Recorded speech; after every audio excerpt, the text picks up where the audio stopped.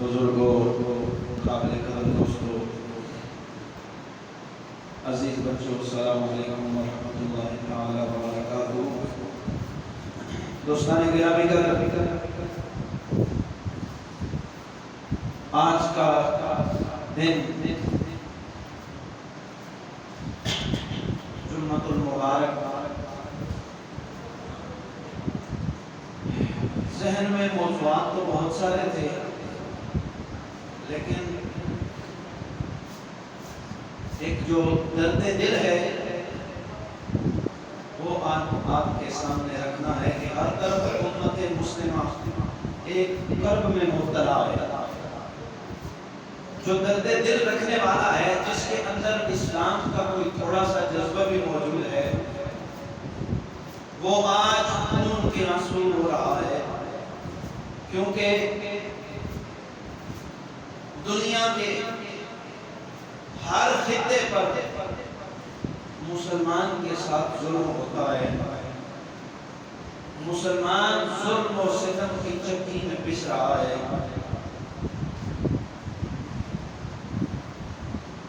عالم دنیا کی یہ بڑی بڑی جتنی بھی تنظیمیں ہیں جو امن عالم کے نام سے مشہور ہیں، ان کے جتنے قوانین ہیں، جتنے ان کے لا ہیں، جتنے امن کے دعوے ہیں، وہ سب کے سب غیر مسلموں کے لیے تو ہیں۔ اگر ان کی اپنی ملکیت میں رہنے والا کتا اس پہ کوئی ظلم کرے تو ان کا سارا میڈیا اور وہ خود بھی چیختے چلاتے ہیں کہ ظلم نہیں ہونا چاہیے، لیکن دنیا کے ہر کونے میں مسلمان کا خون اس طرح بہ رہا ہے جس طرح پانی بہا جاتا ہے، لیکن کسی کو کوئی خبر نہیں ہے۔ بھائی وہ خبر کریں بھی کیوں؟ کیا تمہیں 1400 سال پہلے سینہ محمد پہ اترا ہوا قرآن تم نے اور میں نے نہیں پڑھا؟ اگر ہم نے پڑھا ہوتا اور اسے سمجھا ہوتا تو ہمیں قرآن میں اللہ نے بتایا ہے لا تتخذوا اليهود والنصارى اولیاء، یہود و نصارہ کو اپنا دوست مت بناؤ۔ یہ دنیا کے جتنے بھی غیر مسلم ہیں یہ سارے ایک جان ہیں اور تم محمد عربی کے امتی ہو۔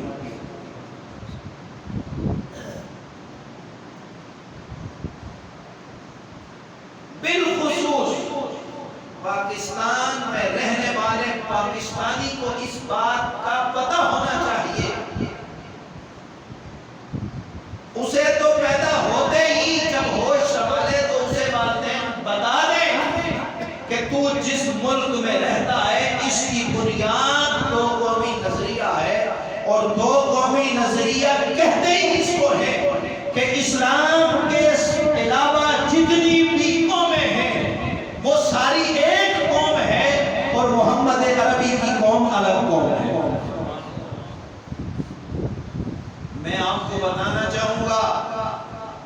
اس قوم سے مراد میرا متعصبانہ یا خاندانی پہچان نہیں ہے کہ فلاں خان صاحب ہیں، فلاں راجہ صاحب ہیں، فلاں عباسی صاحب ہیں، فلاں ملک صاحب ہیں، فلاں خان صاحب ہیں۔ اقبال نے کہا تھا یوں تو سید بھی ہو، مرزا بھی ہو، افغان بھی ہو، تم بتاؤ کیا تم مسلمان بھی ہو؟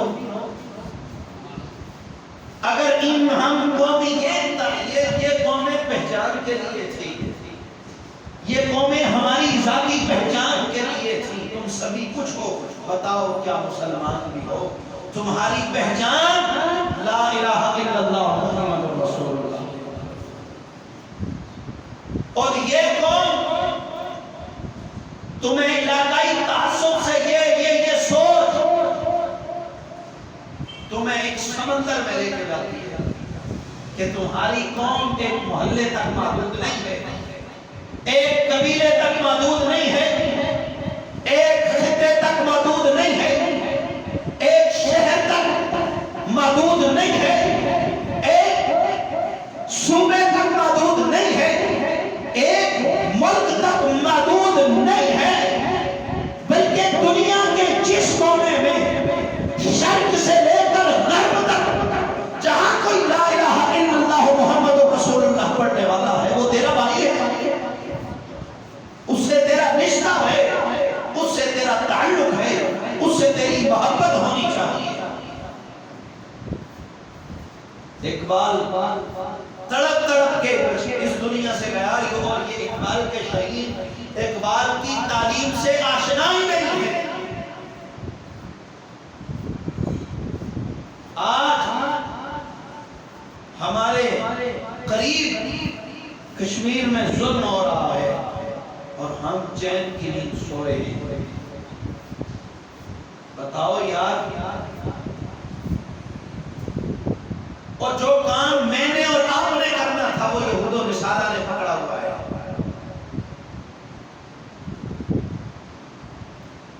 ان کی دنیا میں کسی کونے میں کسی عیسائی کو تم ہاتھ لگاؤ، ان کی ساری تنظیمیں اس کے سر پہ کھڑی ہو جاتی ہیں۔ کیا ہے؟ انہوں نے اس اتحاد کو اپنا لیا ہے جو محمد عربی نے تمہیں دیا ہے، جو مجھے بتایا گیا تھا، جو آپ کو بتایا گیا تھا، اسے ہم نے چھوڑ دیا ہے۔ افغانستان میں ظلم ہوتا ہے تو ہمارے میڈیا یہود و نصارہ کے ساتھ کھڑا ہوتا ہے۔ برما کے بچے کٹتے ہیں تو میڈیا پر کوئی خبر دینے کے لیے تیار نہیں ہے۔ یہی ظلم آج فلسطین میں ہو رہا ہے۔ دوستان گرامی قدر، کیا ہے؟ کیا بات ہے کہ دنیا کے ہر کونے میں اگر سستا خون ہے تو صرف مسلمان کا ہے؟ کیوں؟ میرے اور آپ کے نبی نے اس زمانے کو ظلم و بربریت سے بچا کر امن کا پیغام دیا ہے۔ جو قومیں ایک دوسرے کو کاٹ رہی تھی، میرے مصطفیٰ نے انہیں بھائی بنا دیا۔ اقلیتوں کے حقوق مسلمانوں کے مصطفیٰ نے برابر قرار دیے ہیں۔ فرمایا جو انہیں مارے گا گویا اس نے مسلمان پہ حملہ کیا۔ لیکن مجھے بتاؤ، جب بھی کوئی کافر ملک ہوتا ہے اور مسلمانوں کا قتل عام کرتا ہے، ہمارے مسلمان حکمران صرف احتجاجی بیان ریکارڈ کراتے ہیں، بس اور کیا کرتے ہیں؟ سخت مذمت کرتے ہیں۔ انڈیا کی کہ انہوں نے جو ہے نا کشمیر پہ کرفیو لگایا ہوگا، سخت مذمت کرتے ہیں اسرائیل کی جو انہوں نے جابرانہ قبضہ کیا، سخت مذمت کرتے ہیں امریکہ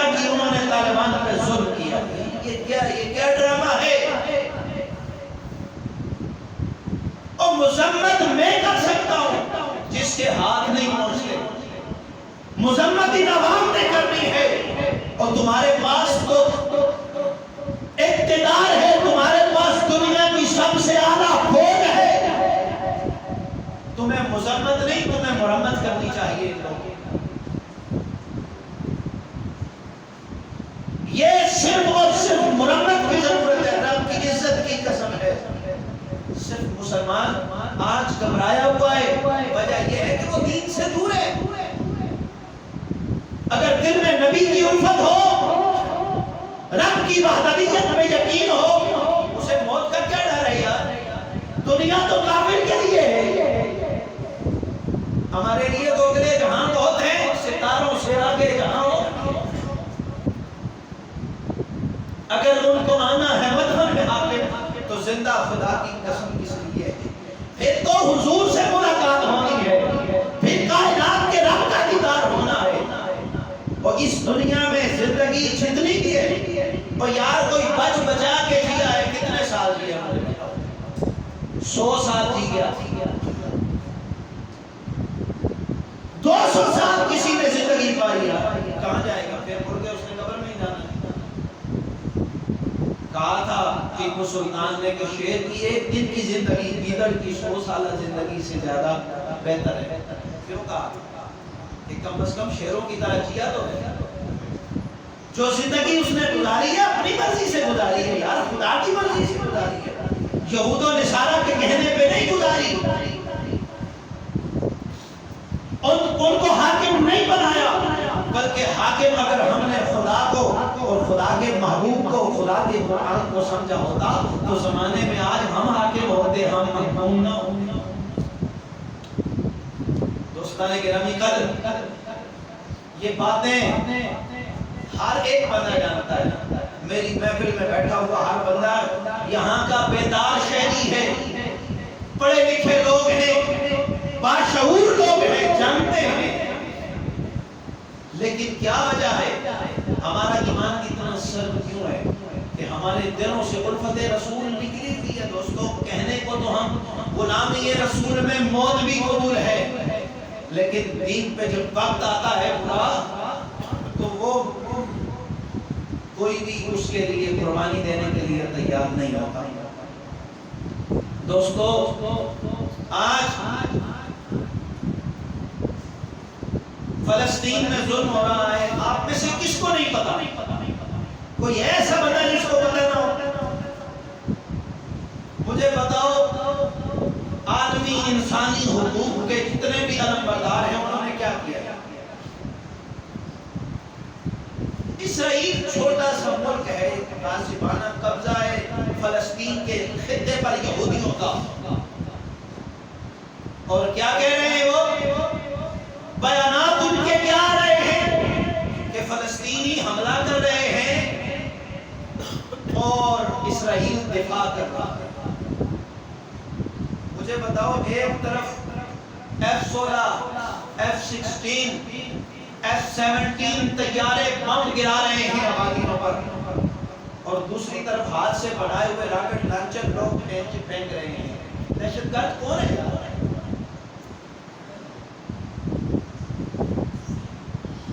سب کو پتا ہے تمہاری غلطی کیا ہے, ان لوگوں کا ساتھ کیوں نہیں دیا جا رہا. رب کعبہ کی قسم ہے صرف ان کی غلطی صرف یہ ہے کہ یہ لا الہ الا اللہ محمد رسول اللہ پڑھنے والے. اگر آج مسلمان متحد ہو جائیں, آپس میں ان کا اتفاق ہو جائے. کل پرسوں میں اخبار میں یہ پڑھ رہا تھا, ایک جملہ فلسطین کے کوئی رہنما ہیں جنہوں نے کہا تھا کہ میں پیدا ہوا تو مجھے پتا چلا کہ غزہ اسرائیل کے قبضے میں ہے, لیکن جب میں شعور کو پہنچا اور آج اس موقع پر میں یہ کہنا چاہوں گا کہ غزہ جو یہودیوں کے قبضے میں ہونے کے باوجود وہاں کا ہر مسلمان آزاد ہے کہ وہ کفار کے خلاف اب بھی برسر بیکار ہے, لیکن ان صدیوں سے ان 200 سالوں میں اگر کوئی مقبوض ہے, کوئی قبضے میں ہے تو وہ سارے کا سارا عرب ہے. علاوہ دوسری بات نہیں کرتے. جو اسرائیل کہتا ہے وہی کرتے ہیں, جو امریکہ کہتا ہے وہی کرتے ہیں, جو جرمنی فرانس کہتا ہے وہی کرتے ہیں. کیا ہے قبضہ انہوں نے لازمی آپ کے آگے حکومت کرنی ہے. جب آپ ان کا ہر آرڈر مان رہے ہیں تو پھر ان کا قبضہ ہی ہے نا یار.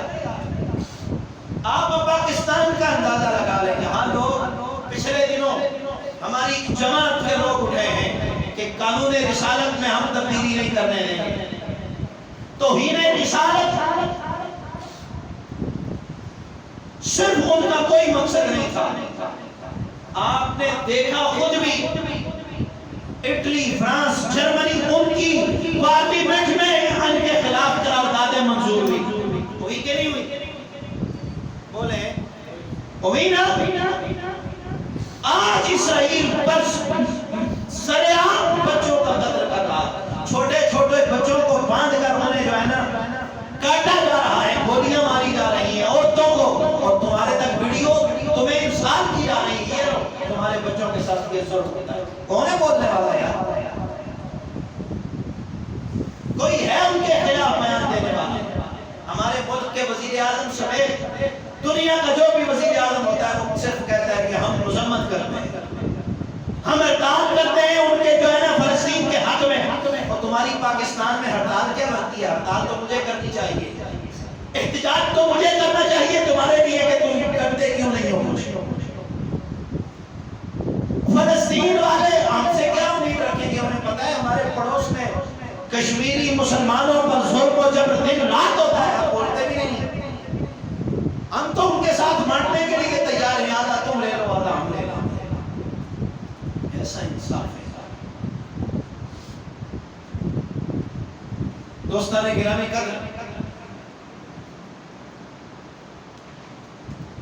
وقت کی ضرورت, آج اس بات کی ضرورت ہے کہ ہم ان لوگوں کو اپنا رہبر و رہنما بنائیں اور جن کا تعلق مکین گنبد خضرا سے ہو. یار میں مثال نہیں دینا چاہتا, لیکن میں افغانستان کی مثال دوں گا آپ کو کہ وہاں کون سی سرکاری حکومت تھی اور ہے, برائے نام ہے اور امریکہ کی. لیکن جو اقتدار میں نہیں ہے لوگ, جو علاقہ غیر آپ تصور کرتے ہیں, کون سی سہولت ان لوگوں کو نہیں مل رہی؟ کیا شے ہے جو ہم سے سستی انہیں پرووائڈ نہیں ہو رہی؟ انہیں میں اس نتیجے پہ پہنچا ہوں, انہیں اللہ کے علاوہ کسی کا ڈر نہیں ہے. یہود و نصارہ ہر ماہ ہر چیز ان کی وہاں پر موجود ہوتی ہے بغیر کسی ٹیکس کے, لیکن ہم ہر قانون عالمی ماننے کے باوجود بھی ایک ایک پیسے کے لیے ترستے ہیں. ہمارے بچے خودکشیاں کر رہے ہیں, ہمارے بچوں کو باپ 6 بچوں کو مار کے جو ہے نا چلا جاتا ہے کہ میرا کھانا نہیں پورا ہوتا. وجہ کیا ہے؟ ہم دین سے دور ہیں دوستوں.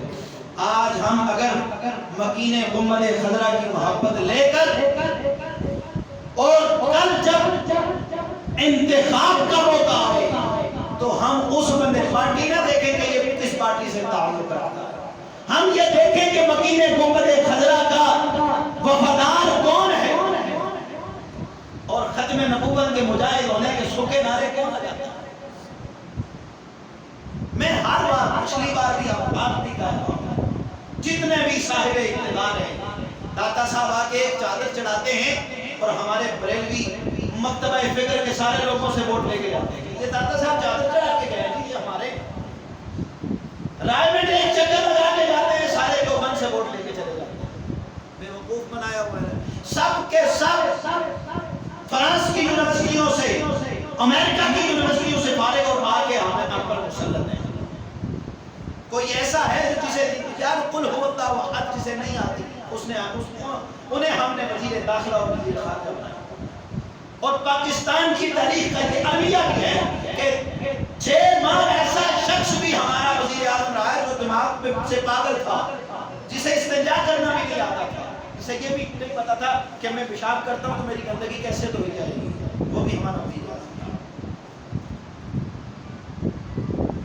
دوستان گرامی قدر، اب ہوش کے ناخن میں یہ وقت ہے اپنی آواز بلند کرے آپ، ہمارا حق بنتا ہے جہاں تک ہم آواز پہنچا سکتے ہیں پہنچائیں، وہاں تک ہم بات کریں اور ہم ان لیڈروں کو یہ بتائیں کہ تمہارا جو ہے نا دوام و بقا اسی میں ہے کہ تم محمد عربی کے غلام بن گئے۔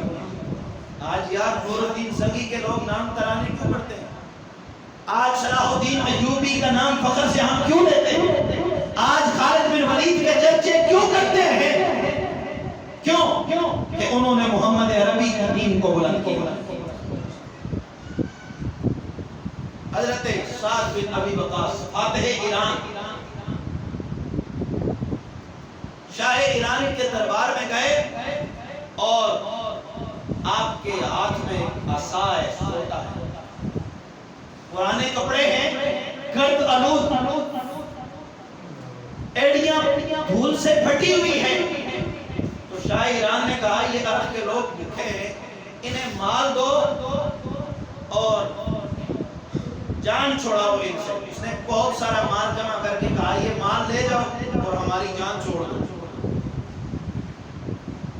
حضرت سعد بن ابی وقاص رحمۃ اللہ تعالی علیہ جن کے لیے حضور نے تیر چلا رہے تھے اور حضور نے فرمایا سعد تجھ پہ میرے ماں باپ قربان ہو جائیں، یہ سعد آپ نے فرمایا شاہ ایران سن، ہم نے دو چیزیں سیکھی ہیں محمد عربی سے، یا تو لا الہ الا اللہ محمد رسول اللہ پڑھ لے اور یہ مال بھی تیرا ہے، یہ سلطنت بھی تیری ہے، ہم تیری سلطنت کی خود عبادت کریں۔ اگر نہیں تو پھر مال پر توجہ، مال پر نظر محمد کے غلاموں کی نہیں ہوتی، پھر ہماری تلواروں کی جھنکار ہو سکتی۔ جب سے مسلمانوں نے مال اکٹھا کرنا شروع کیا ہے، دنیا داری کے پیچھے لگ رہے ہیں اور دین کو پس پشت ڈال دیا ہے، دوستو تب مسلمان ذلیل ہوتا۔ زمانہ تاریخیں کنگال لیں، پڑھے لکھے لوگ ہیں، کوئی بھی ایسا جاہل نہیں، آج سوشل میڈیا کا دور ہے، تاریخ کی کتابیں نیٹ پر بھی موجود ہیں، پڑھ لیں۔ جب بھی کسی نے دین سے غداری کی ہے، اپنی قوم سے غداری کی ہے، وہ ذلیل و رسوا ہو کے مرا ہے۔ میر جعفر اور میر صادق، آپ ان کا نام کن میں لیتے ہیں؟ غداروں میں لیتے ہیں یا نہیں لیتے؟ کس لیے لیتے ہیں؟ وہ تو بڑے بڑے وزیر تھے برطانیہ کے، بڑے بڑے عہدوں پر فائز تھے، بڑے بڑے علاقوں کے قابض تھے، لیکن تم ان کا نام لیتے ہو غداروں میں۔ وجہ یہ تھی کہ انہوں نے محمد عربی کے دین سے غداری کی، اپنی قوم سے غداری کی۔ اگر ان سے وفاداری کی ہوتی تو آج ان کا نام تم اور میں لیتے تو فخر سے لیتے۔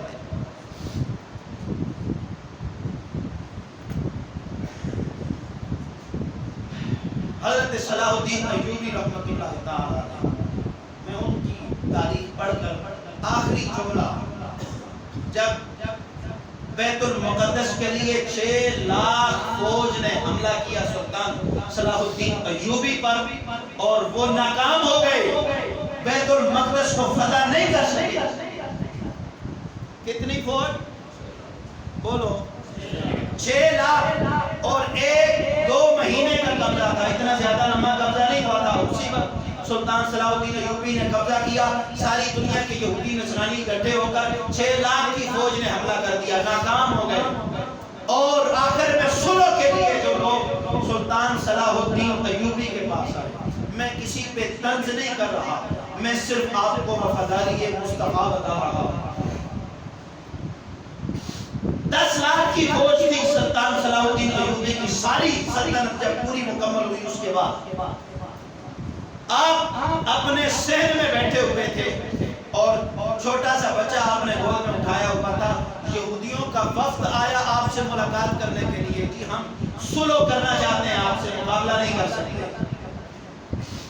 اس وقت کی سپر طاقتیں ایران و فارس کہہ رہی ہے کہ ہم مقابلہ نہیں کر سکتے، صلح کرنا چاہتے ہیں۔ اور ہمیشہ یہودیوں نصرانیوں نے مسلمانوں کے ساتھ صلح کر کے انہیں نقصان پہنچایا. یہ وتیرہ رہا ہے تاریخ میں، جب صلح انہوں نے کی ہے تو کوئی ان کے پیچھے ان کی چال ہوتی ہے. تو سلطان کے پاس آپ کا چھوٹا سا بچہ تھا، 1 سال کا 2 سال کا. میں جلدی سے بات ختم کرنا چاہوں گا. یہ میرے دل میں بٹھانے والی اور آپ کے دل میں بٹھانے والی بات ہے. یہودی جب آئے، ان کا وفد آیا تو وہ بچہ چھوٹا سا رونے لگ گیا. تو آپ نے خادم کو دیا کہ اس کو اس کی ماں کے پاس چھوڑا. تو یہودیوں نے پہلا سوال کیا کہ صلح تو بعد میں کرنی ہے، پہلے یہ بتائیں زمانے کا اتنا دلیر سپہ سالار جس سے عالم کفر کانپتا ہے، اس کا بچہ اتنا مستعد ہے. 2-4 بندے آئے اور ڈر کے رونا لگا. تو سلطان صلاح الدین ایوبی نے تاریخی جملہ فرمایا ہے، آج بھی ان کی تاریخ پڑھ لیں گے جملہ. آپ نے فرمایا بات یہ نہیں ہے، بات یہ ہے کہ اس سے پہلے اس نے داڑھی مونڈے مرد نہیں دیکھے. اس سے پہلے اس نے داڑھی مونڈے مرد نہیں دیکھے تھے. یہ پہلی بار دیکھ رہا ہے، اس لیے رو رہا ہے. یہ سمجھتا ہے یہ کوئی اور مخلوق ہے. میں کسی کی دل آزاری، ممبر رسول پر بیٹھا ہوں، کسی کی دل آزاری کے لیے نہیں. میں داڑھی کو ایمان کے جو ہے نا ضرورت سمجھتا ہوں، حضور کی سنت مؤکدہ ہے، لیکن کسی پہ اعتراض نہیں ہے. میں صرف بتانا چاہتا ہوں 10 لاکھ کی فوج تھی اور ہر ایک سنت رسول پر کاربند تھا. لوگوں کے لیے مشعل راہ حضور کا دین تھا. حضور کے لیے ان کی زندگی گزارنے کا طریقہ حضور کا دین تھا. جو ان میں کام جائز تھا اس پہ عمل کرتے تھے. آج داڑھی صرف مولوی کے ساتھ خاص ہے کہ نہیں ہے؟ جو داڑھی والا ہوتا ہے وہ چاہے مولوی نہ بھی ہو، مزدور بھی ہو، اسے ہم کہتے ہیں مولوی صاحب کیا حال ہے، ٹھیک ہو. احترام کرتے ہیں بھی ایز اے مولوی کہ وہ ہماری مسجد کا شاید مولوی ہو، وگرنہ داڑھی سنت مؤکدہ سارے مسلمانوں کے لیے ہے. اور 4 انگل یہ سنت ہے ہر مسلمان کے لیے. مولوی کے لیے تو فرق دین تھا، علم تھا کہ وہ علم میں زیادہ ہوتا تھا، اس لیے اسے لوگ عزت کرتے تھے. لیکن آج المیہ ہے کہ داڑھی کی وجہ سے صرف عزت کرتے ہیں. اور داڑھی ہو چاہے اسے فاتحہ بھی سیدھی نہ آتی ہو، ہم عزت کرتے ہیں کیونکہ یہ سنت رسول ہے اور اس کی عزت کرنا ہمارا حق ہے. رسول اللہ نے کی ہے اس کی عزت. ابو لہب پیچھے سے آ رہا تو حضور نے راستہ دیا. صحابہ نے پوچھا یا رسول اللہ یہ دشمن ہے، فرمایا اس کے چہرے پر سنت انبیاء ہے، میں نے اس کا حیا کیا. ٹھیک ہے، اس کا حیا کرنا چاہیے. دوستو بس یہی پیغام ہے اقبال کا، جسے پلے میں نے بھی ماننا ہے، آپ نے بھی ماننا ہے کہ کی محمد سے وفا تو نے تو ہم تیرے ہیں. یہ جہاں چیز ہے کیا لوح قلم تیرے ہیں. السلام علیکم.